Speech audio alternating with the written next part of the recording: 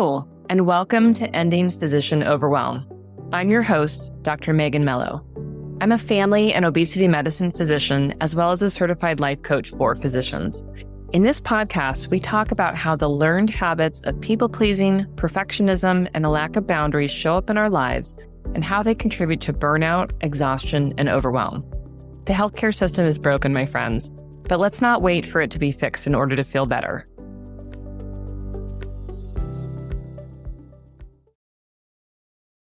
All right, my friends, without overthinking, I know that's a tall ask, but without overthinking, tell me right now, what area of your life could use some more attention?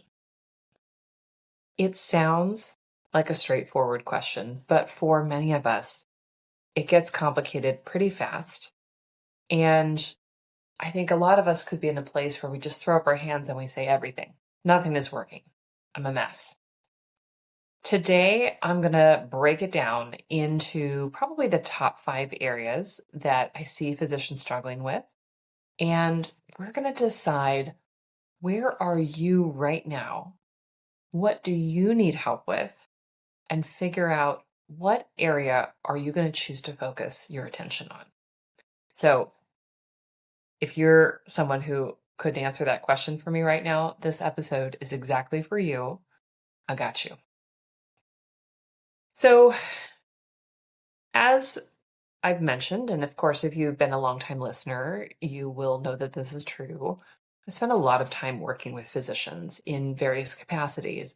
Obviously, I am a physician, right? So I have physician colleagues, but also in the capacity of working as a coach, being a physician to many physicians, right? I sort of live and breathe physicians, and it's really the best thing possible, to be quite honest, something that I absolutely love.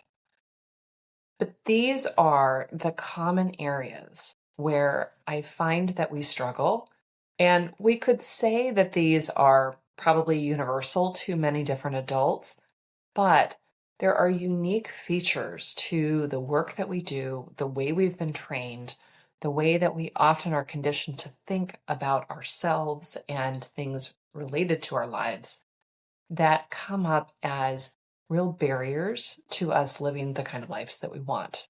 And so today, again, we're going to talk through 5 different areas and think about, for you, what is an area that stands out as needing the most attention? Now, before we launch in to these 5 areas, I will acknowledge that, of course, these areas are somewhat interrelated. They touch each other, they interact with each other. But when we're thinking about, what do I need right now, what I will ask you not to do is to decide, I am going to get 5 gold stars. I'm going to work on all the different areas all at once. We are highly capable human beings. We have mastered a lot of different things, right? And we're pretty damn good about spreading ourselves very thin, trying to do too many things at once because we have had to do that. I'm going to ask you to drop that and to think about, what one area, as we talk, could use more attention in your life. That's not to say that you couldn't use any attention in any of these other spots, but what one thing is calling to you right now at this point in your life? Not 6 months ago, not 6 months from now, not 3 years ago. We're thinking about you right now, in this season in your life, in the circumstances that are going on in your life. Let's talk through these 5 areas. So, top of my list is your health.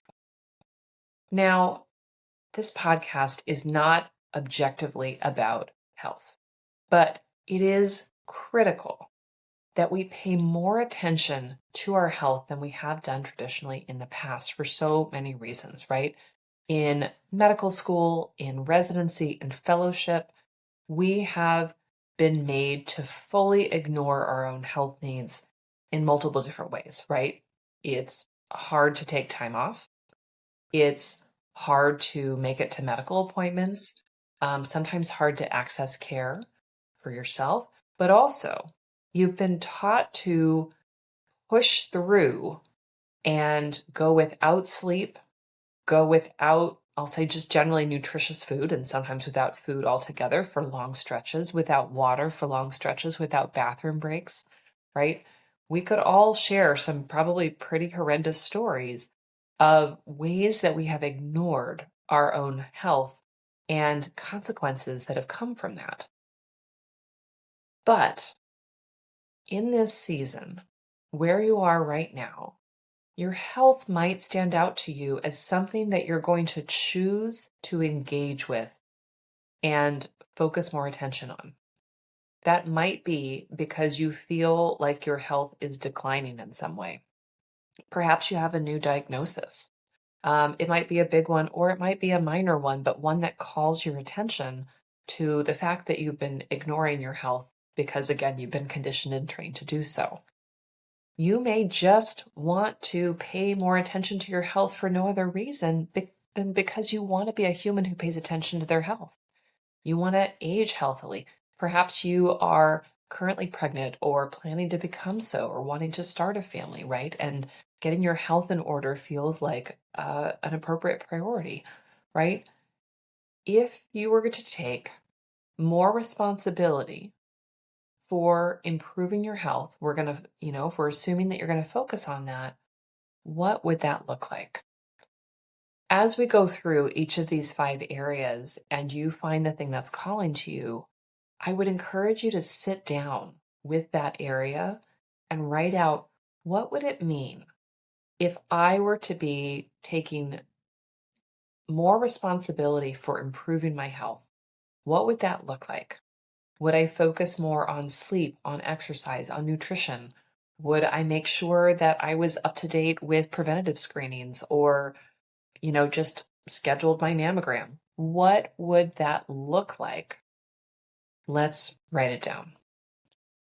Focusing on your health might touch into other areas, right? It might touch into mental health. Perhaps you know that you have been wanting to work with a therapist or a coach, but you haven't actually taken any action steps to get there, right? So that would be part of the plan. That would be part of the things that you want to write down. So if we're identifying that your health is an area that you want to focus on, get out some paper, right? Get out your journal, even get out your notes app if you must, right? And write it down. All right, let's talk about a different area that also might need some attention. Your boundaries.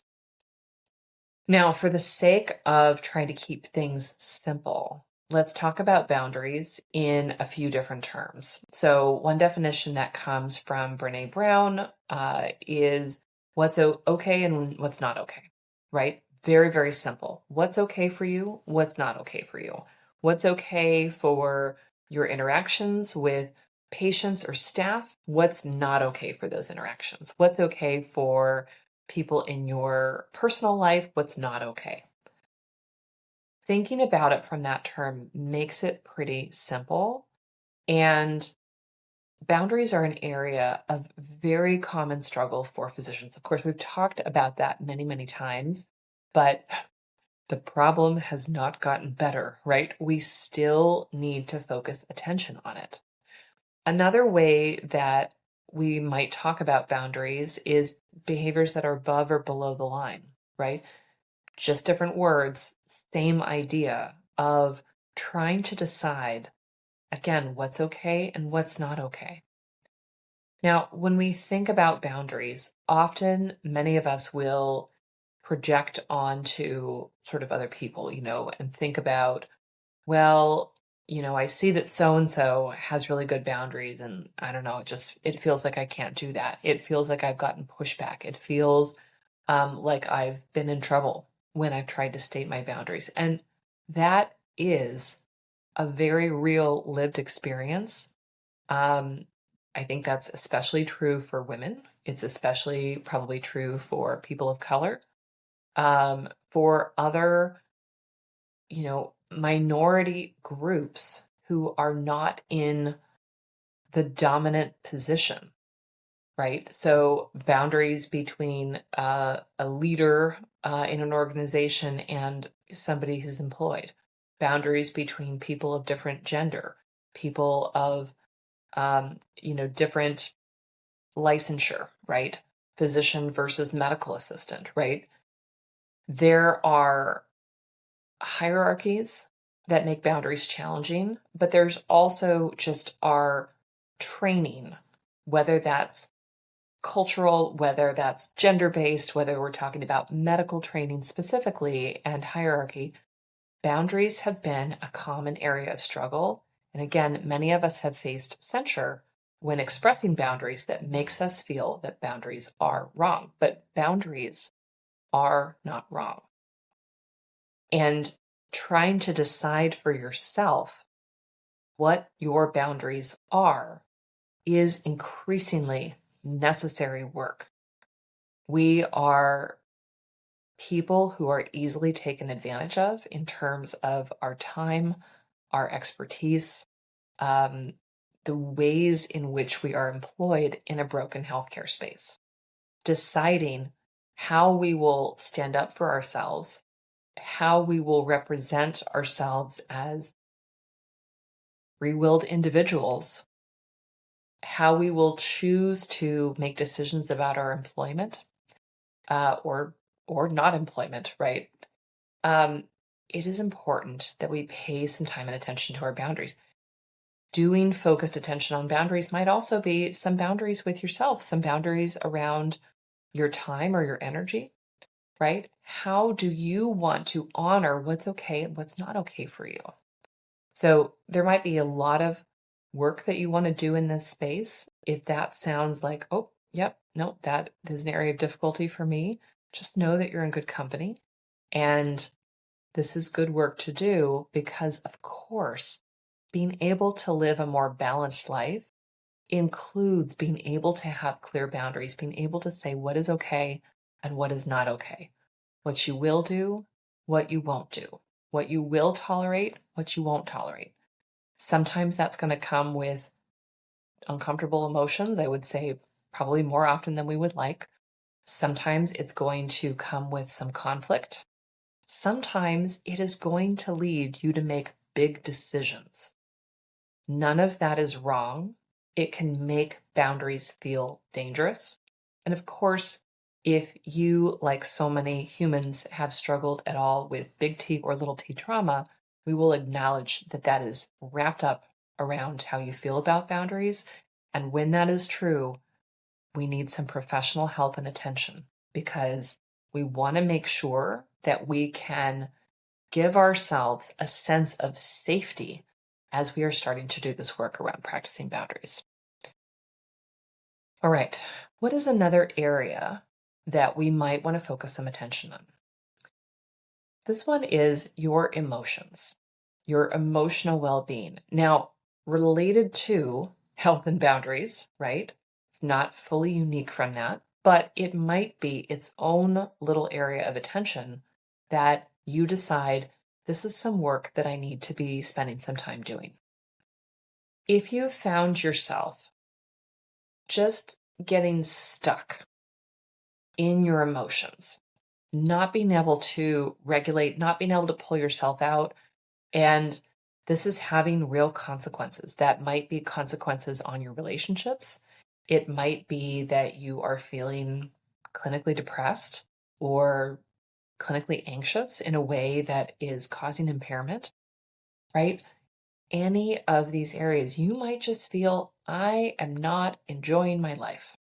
I'm not enjoying the time that I'm spending with my family. I'm not enjoying the time that I'm spending at work, right? We will put that all in the bucket of focusing on your emotions. Again, it dips into the bucket of health as well, but we will leave it as its own space that you might be wanting to focus some attention on. Now, of course, as we've just touched on, right, there is a wide spectrum within this bucket of what we might be talking about. We might be talking about you feeling like you're crispy, you're frustrated, you're often sort of angry and you want to work on changing the way that you feel. And in order to do that, you're going to do something that helps to reframe your thinking, perhaps coaching, journaling, meditating, right? One of these things that you can access that doesn't need the help, perhaps, of a licensed professional. You might be noticing that you are suffering from depression or anxiety or, you know, complicated PTSD or something, right, that needs more professional guidance and attention, right? Is it time to engage with a psychiatrist or a therapist, right, to get some dedicated, focused, licensed treatment in order to improve your emotional health? There might be something else. There might be something else, right, that you need.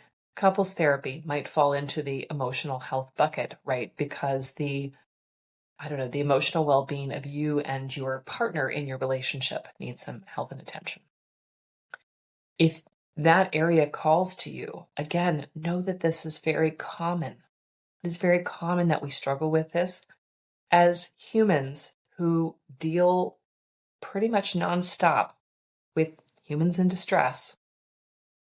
We often have a lot of secondary emotional states. We often have complicated feelings about the work that we're doing, especially if we're working in, a toxic or just dysfunctional healthcare system where you don't get the support that you need to take care of sick humans who are having their emotions at you.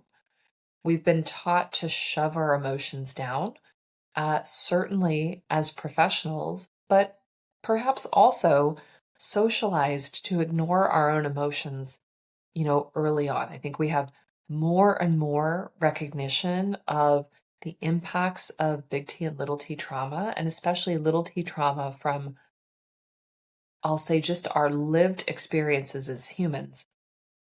Those of us who have shown a lot of determination, who have a lot of grit, right? Who have been able to make it through the rigors of medical training and education.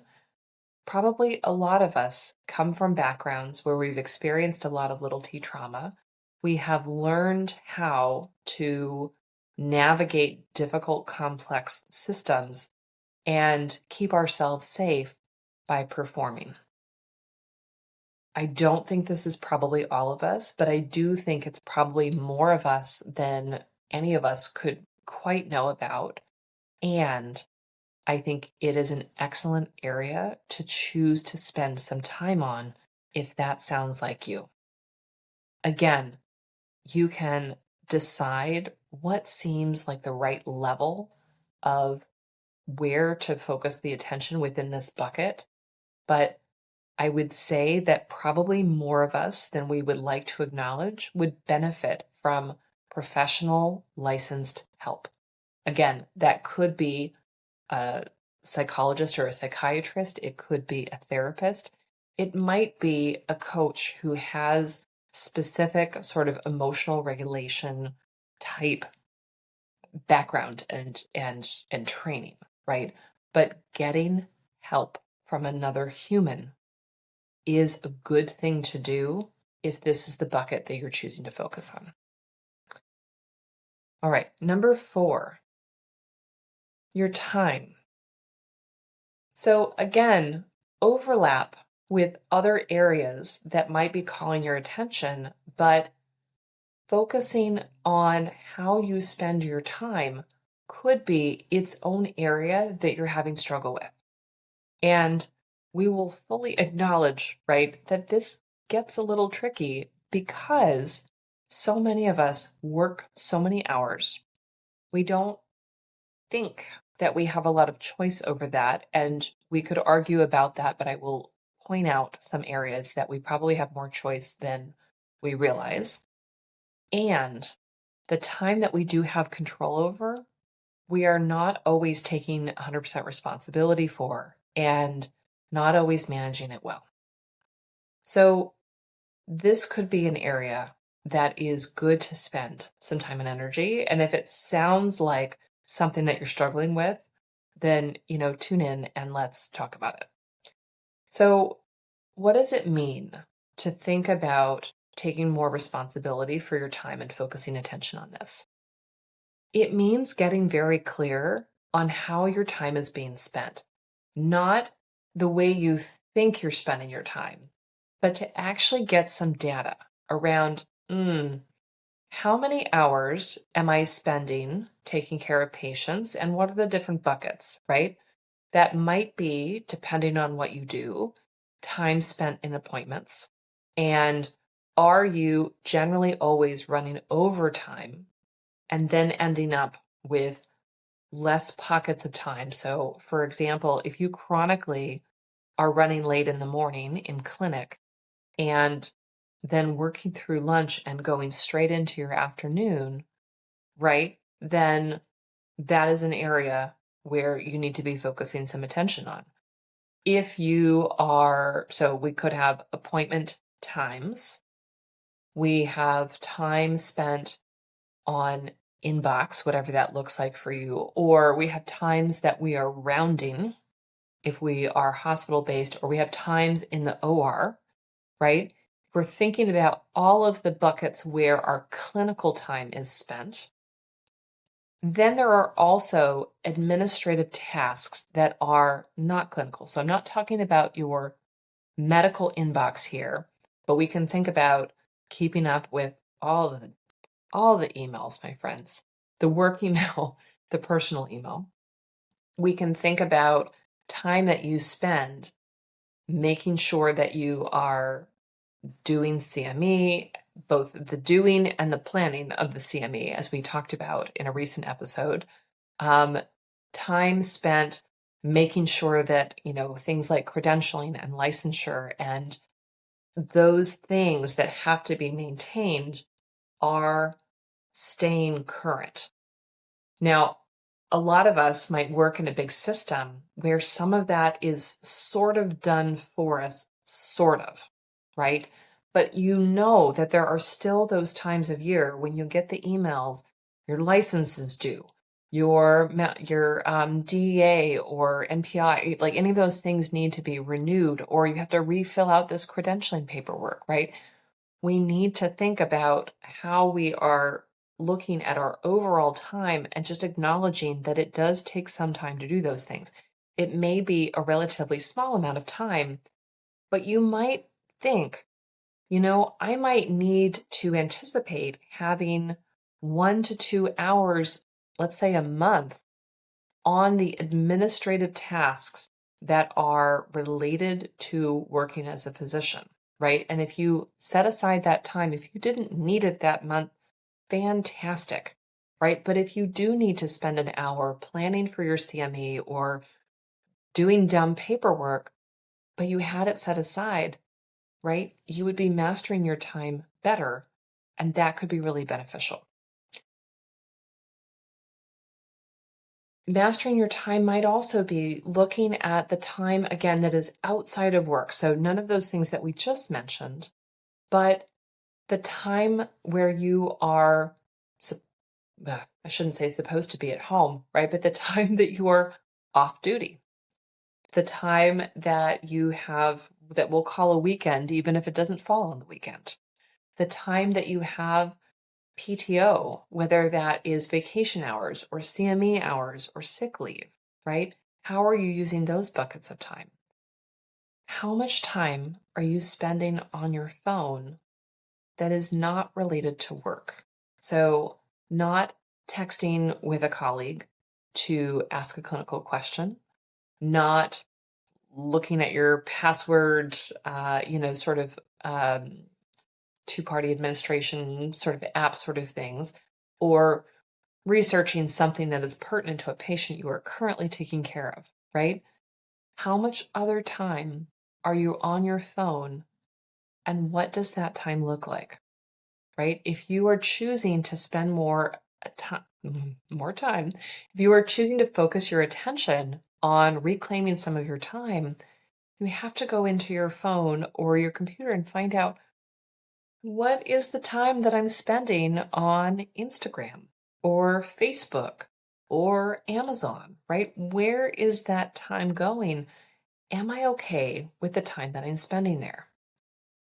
Now, if you're following along, right, we can see very clearly how this can delve into emotional health, right, which we talked about as a separate area, um, where we talk about boundaries, right? You might be spending time on your phone researching something for your health, but you're not actually doing the things that would improve your health, like getting off your phone, right? If you're choosing to focus attention on your time, let's be very clear about how time is being spent, because until we have a better understanding of that, we aren't going to make as much progress as we would like to. I think I've shared this with you recently. I've made some changes on my gosh, what is it called on Android? My well-being, my focus time. I think it's called focus time. So that I can't get to social media after 7:30 p.m. and I can't get it until 8 a.m.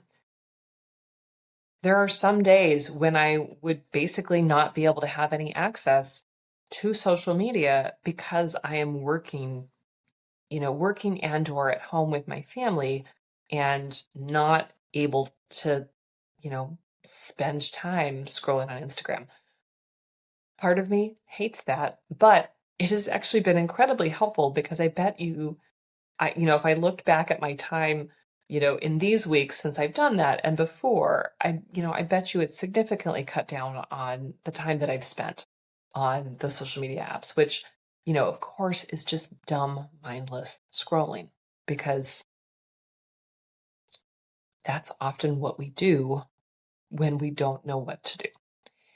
In spending less time on my phone, scrolling mindlessly, it has shown me actually that I have more time than I thought I did. And it's forced me to do the work of figuring out, what do I actually spend that time doing, right? If I'm not going to be scrolling dumbly, do I have more time to read an actual book? Yes, I do. Do I have more time to go for a walk? Yes, I do. I've been thinking about creative pursuits and doing a few things there. I have more time that I'm able to decide what I'm going to do. And that is valuable, right? Because having freedom around your time feels incredibly, I won't say it's not challenging, right?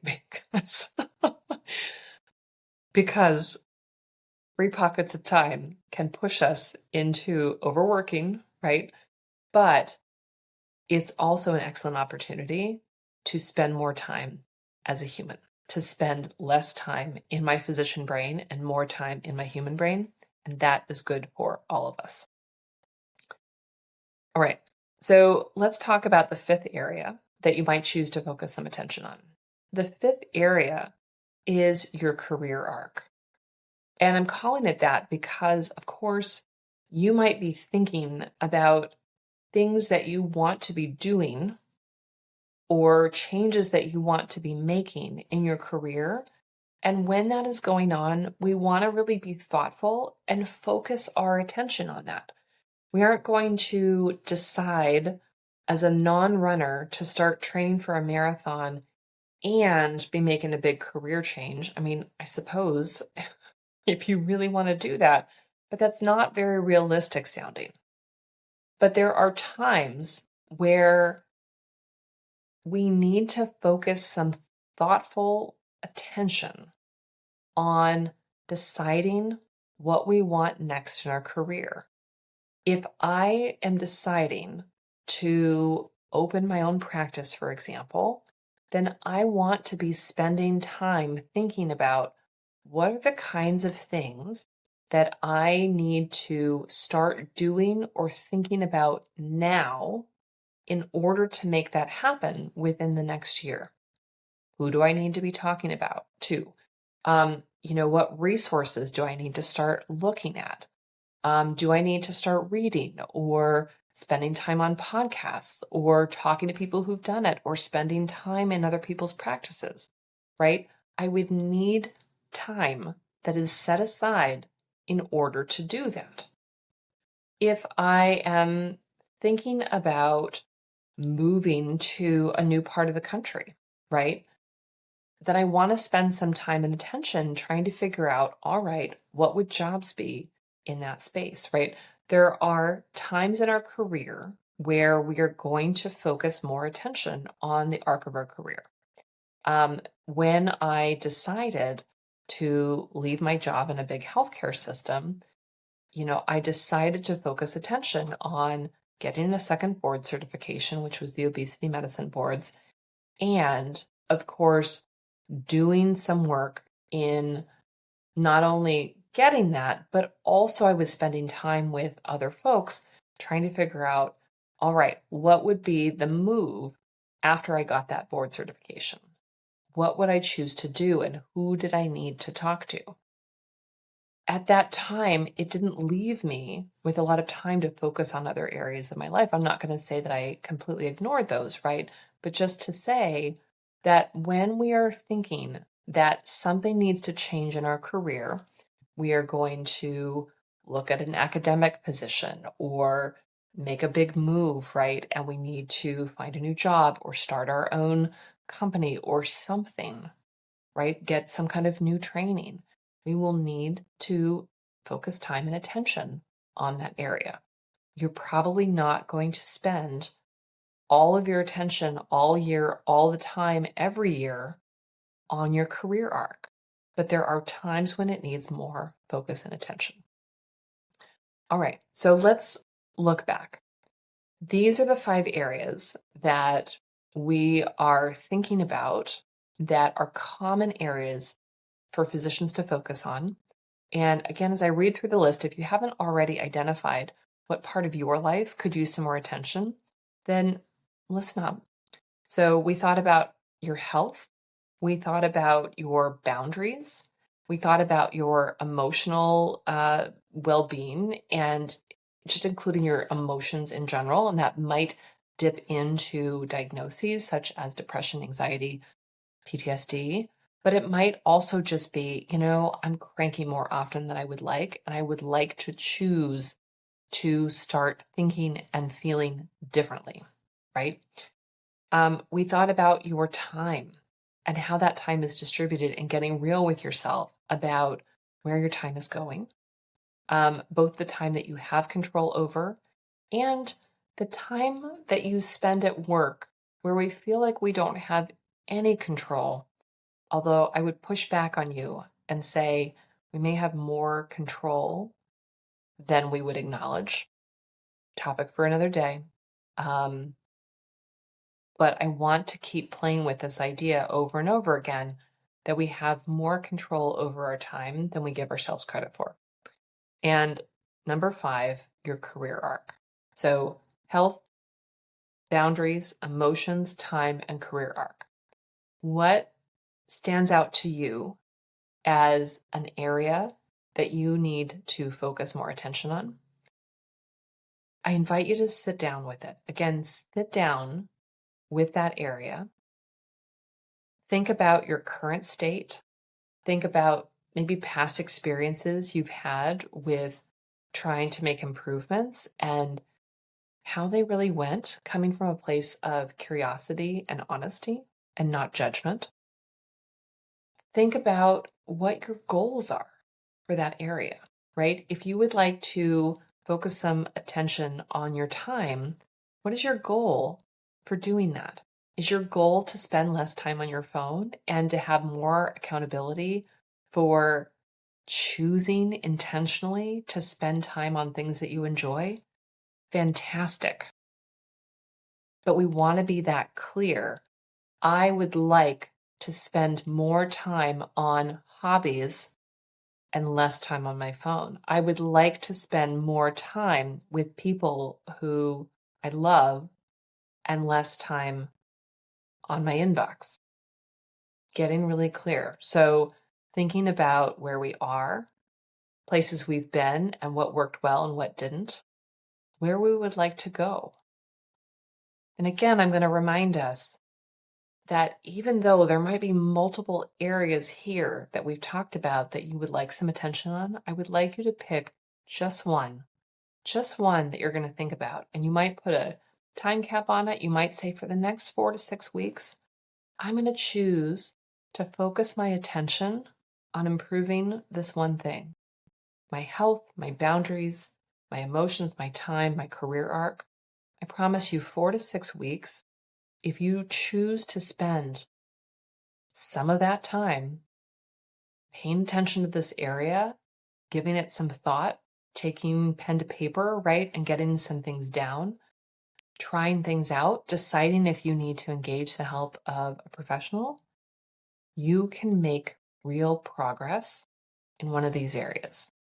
And when we've made progress and we've got systems and habits in place, then we can choose to move on to the next area. I'd argue as well that if you are spending your time improving one of these areas, there will be ripples into some of the other areas that lay the groundwork to be more successful there too, right? If you're choosing to focus some time and energy on improving your emotional well-being, then likely you will find that the time that you have is better spent. You will probably find that it's easier to start doing the work of having more clear boundaries because you are taking care of your emotional well-being. And of course, that is a big deal when it comes to the hard work of boundaries. All right, my friends, that is what I have for you this week. Again, please sit down with this one. Please pull out a journal, a piece of paper, could be your notes app. I will say it again that there is benefit to pen and paper, the old-fashioned way. This is my $1 Target notepad here, and I've used it well. All right, my friends, until next week, take care.